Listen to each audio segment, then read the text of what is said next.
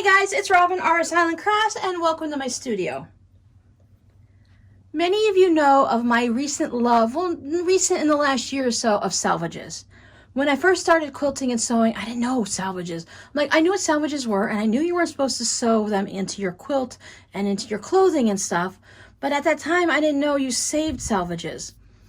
Fast forward a few years, and then I found the Selvage blog, where it's all about making things with Selvages. She makes all kinds of projects and quilts, and they are gorgeous. It's like, oh, I wish I'd been saving my Selvages all this time. Go about my business, still doing quilts and stuff like that at this point, and I didn't even save my Selvages.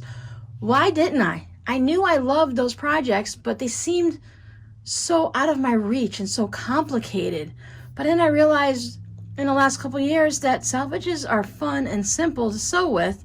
You do have to take a few things into consideration. You have to do things a little differently. But if you're sewing silk or if you're doing applique, you do things a little differently and follow a few different rules and non-rules and stuff, and you go from there, right?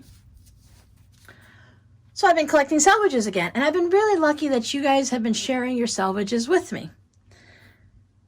I was just keeping them in a plastic bin, a little storage tub, just a little plastic shoebox and stuff like that. And I'm like, oh, then when I go to work with the Selvages, you sew with some and then you cut them and then you have small pieces and big pieces. Everyone's mixed up. What if I wanted to sew with just Halloween Selvages? So I had to come up with a system. I've been chatting with a few people and several of you asked what I'm saving the Selvages for, how do I sort them, to give them some ideas of what I do. I have several Selvage projects on my list. I'm not going to get into those exactly right now. Once I start working on them, you guys will see them and I'll talk more about them. But until I narrow it down and get things going right now, I haven't started any. That's in my plans for 2021 to work on a couple of Selvage projects. I'd like to at least make some mini wall hangings for myself and then possibly make some larger quilts. So I had to come up with a system. As you can see, I have these storage bins. These are from the Dollar Tree. They are about 4.5 inches this way. Let me see. Let's get a ruler. It's hard to measure things that flare out. So the width on this, is about 8 inches. And it's almost 4 inches tall, maybe 3 3/4. But it's narrower on the bottom. So it's one of those, it's almost 6 inches. So it's one of those ones, the baskets that flare up like this.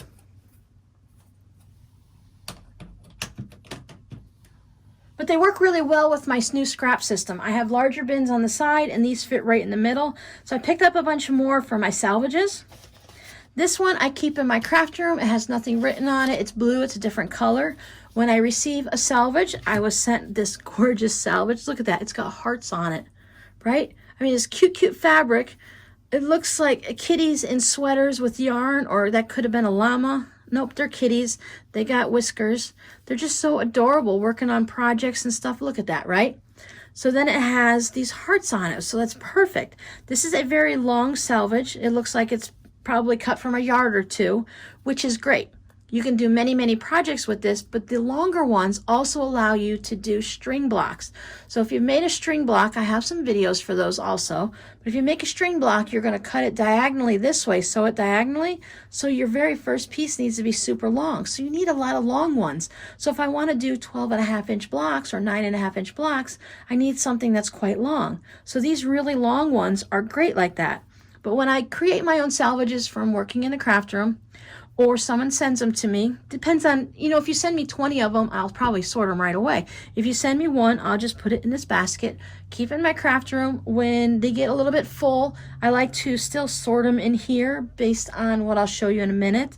That way, when I take them from here, I can just put them in there. It doesn't take but a second to put this with other like-minded ones. And so if I have little ones like this, I'll put it like that, and I'll show you. But I like to stack it in here based on what kind of Selvage it is. So this one's an extra long one. It's longer than 12 inches, so it's going to go in its own special bin. But for now, I put them all in here, and when it gets full, then I'll take it into my fabric room, and I'll sort it into these containers. Right now, these containers are sitting on the top of a shelf just like this because I don't have a space for them yet, because I have to take a few minutes to rearrange some shelves and see what's going to work. And my craft room, my studio, my fabric room, my storage room, whatever you want to call them, they're all they're live. They have a heartbeat, they're living. It's always moving, everything's in motion. I try this for a while. Okay, this works, but this doesn't work. So then I try something new until I get each section to the way that I like it. Like I have my different baskets up here for storing my scraps that I get as I'm creating projects, if I want to use them for my cards. And I have some fabric postcards and stuff like that. So I have my systems that work. I'm just spreading out into the rest of the room and finding what works for me, because I have this much time. So if I only have this much time, I don't have time looking for something. If I have to go time digging through a bin, let's say this is full, right? And I've got to go digging through it to find that one salvage with the little hearts on it. It's not going to work. I need to be able to grab this one, say, okay, let's make our project. And as I make it, because when you work with scraps, you always create more scraps, right? I probably should rewind a little. Most of us know, but Salvages is the fabric along the side when you purchase yardage. When I buy it from Joann's, I'm going to guess it's the same way at quilt shops. When it comes off the bolt, your fabric is folded in half, and then you have a strip of selvage down the side. And it tells you these are all the colors that are in that fabric. So you can take these little hearts, you can take them throughout the store and find fabrics that are going to work with that instead of having this big old bolt. Now I like to take the bolt too, but you also know that if you have this lime green fabric, it's right here in these things, and it's probably in other places also, that you can go ahead and use that here. So it has a lot of grays in it, so I know I can use gray with this if I want it to match up. These are woven in a different way, which is why we don't use them in an actual quilt, like when we're making a flying geese project or a 9-patch block or something like that. It's woven differently, so you usually trim them down and use your fabric all the way up to here, and then you have this bit left over. Some people cut it right here, and I'll show you that in a minute, because they need to use every bit of fabric, or they like to just trim that off, and other people like to have a little extra. I like a little extra. So this one is cut at about 1.5 inches. I like to cut mine at least at 1 inch from the end of the selvage up here, and that will give me the selvage. I don't know if it's the same all the time, but it's about 1/2 inch, and I think it's pretty similar all the time. See, the salvages, they seem to be about the same width, so they're about 1/2 inch always, and then it gives me 1/2 inch of the fabric. You're not going to always see the design of the fabric. You're not going to always know, because, if you cut it like that, you may not, you're going to just see some gray with the line going through it, and that's okay, because it's going to work in the project that you're working on. So let's see how I sort them. Well, I'm just going to go right through, and then we'll just talk about each one. These are salvages, less than scraps. So they're less than 5 inches, they're salvage scraps. And these I just toss in there. Anything that's less than 5 inches, it doesn't matter. One side of the fabric will have the selvage with the white and the different writing. Not all of them even tell you who made them or have any design on them. Some of them are just plain white. And this one, it's still salvage, even though it's all a solid color. I don't think you're going to see it, but there's little holes in here, all along here. And these holes, oh, can you almost see that hole right there with the light coming through? The way they hook into the machines and stuff like that probably has something to do similar like the long armor, how they hook it all together and the way they print it and stuff like that. It's got the holes in it, so anything like beyond there, and then it has this really firm, there's no stretch to the selvage and everything like that. You hear that? Where on this part, it's a little bit different. It has a stretch, but everything stretches in different directions, with the bias and all. But so this side here, that edge, you're not going to be able to use for anything. So one side has the color on it, and one side has the words. You may end up with a situation where both sides have the words.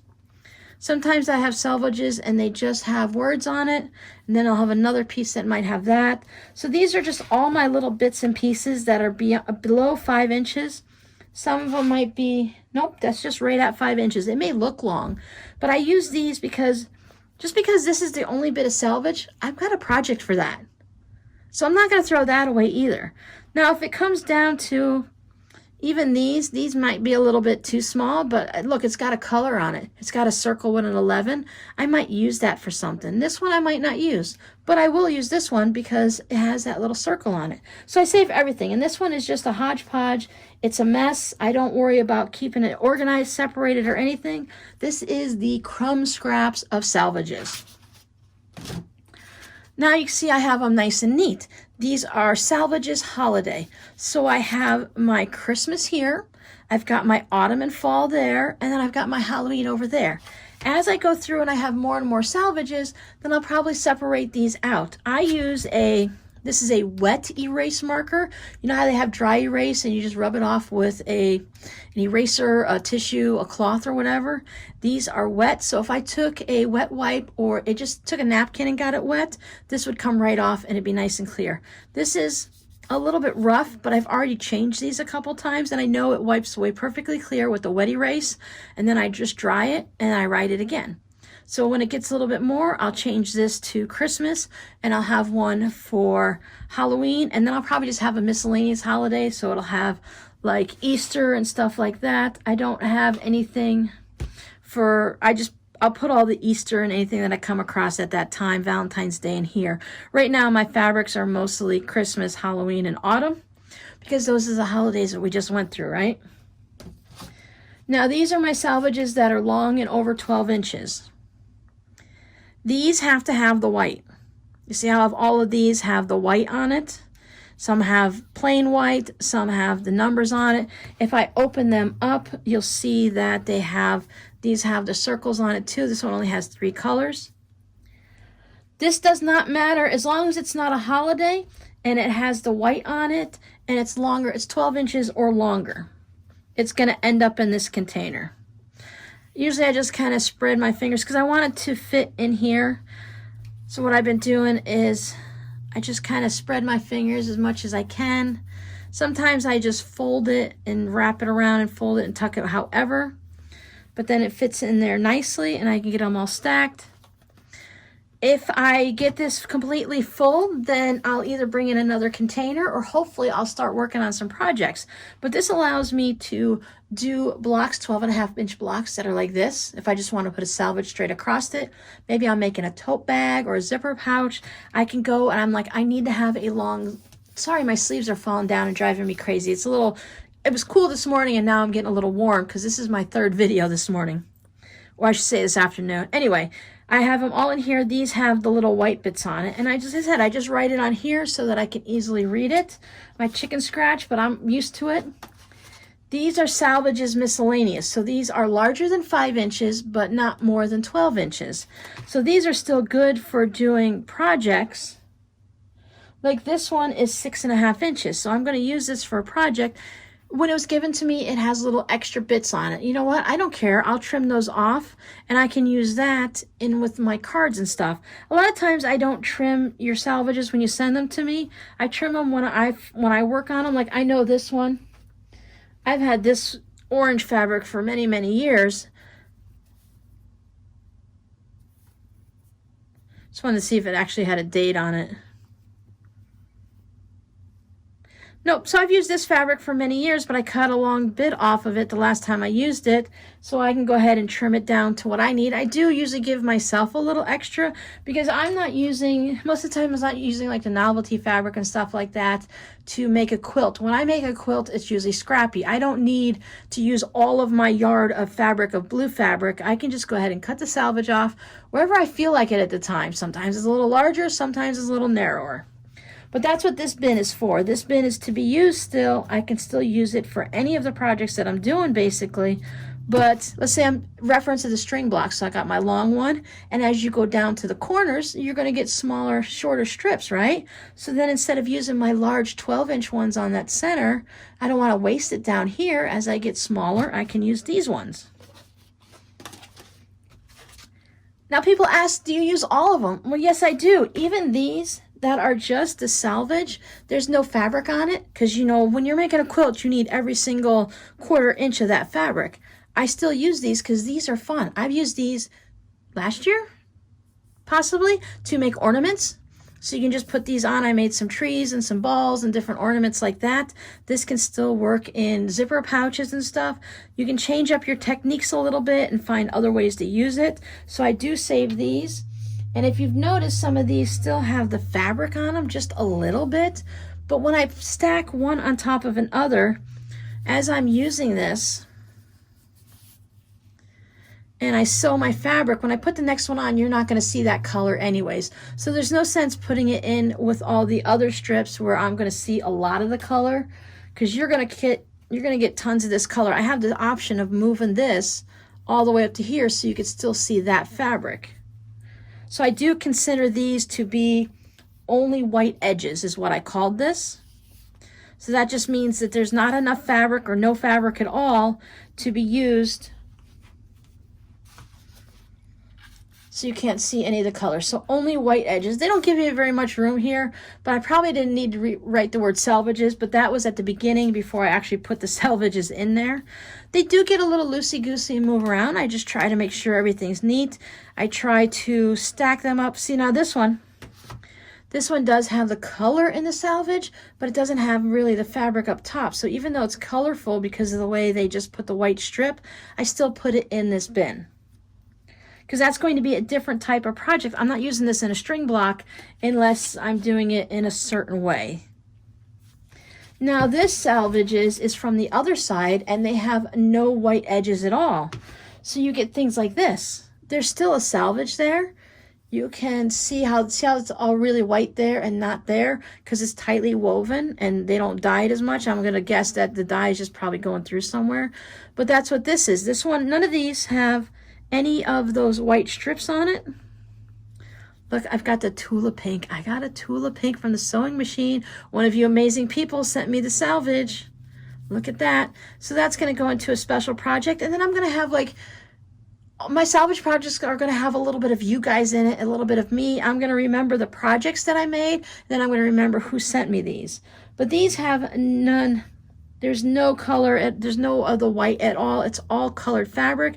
So I could use this anywhere in my Selvage project. I can have a little bit showing or a lot. And then my final container is my solids. So these can have white on it, like this, but the fabric above it is a solid color.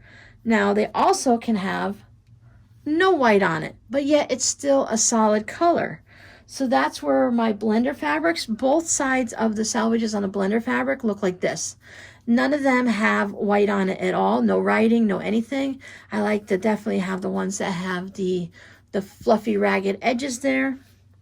So that's what these are. So if they are a solid fabric, even though they may have something really fun, I showed these on Instagram. Someone sent me one with fire hydrants on it. Isn't that cool? But it's black and red. So therefore, it's considered a solid in my mind. You can do it any way you want, of course, but that's how I do it. Now, some of them may not be completely, but I'm going to call that a solid, and I'm going to say it reads as red, you know? There's a little bit of difference in there, but for the most part, these are all basically a blender, reads as a solid, and I keep them there. Because I thought, well, maybe they do some string blocks where it's just all one color. So maybe I want to try that one time. So then I have those separated. That way I don't accidentally use the solids when I might want to save them for a future project. I'm trying to be really careful now and not waste my Selvages. I'm trying to keep them. So that's my basic Selvage system. Of course, whatever works for you. I really went deep down in depth for what I want to store mine in, because I'm not just doing string blocks. If you're just doing string blocks, you could probably just put all your long ones here, and then all your medium ones there, and all your shorter ones there, and there you go, right? Like I do my string strips, I've got 2.5, 2, 1.5, and stuff like that. But for my Selvages, because I know there's probably at least 5 different projects that I want to work on, and I want to work on pouches and tote bags and quilts and wall hangings, oh my, I can easily just grab what I need. Again, I'm not wasting my sewing time. I might only have a half hour to sew. Maybe I'm lucky and I even got a 2-hour block to sew, right? But I don't want to waste a half hour of it. I don't want to waste any of it digging through and looking for something. Now, if I have to dig through this bin of solids to pull out all my reds, it's not that big of a deal. They're small. The air flows. They look nice on the shelf. So that's how I store my salvages. I hope for any of you that had questions about it, or for those of you that had no questions, I hope that helps you out. Thanks for hanging out with me in my studio, and I'll see you guys in the next video. Bye.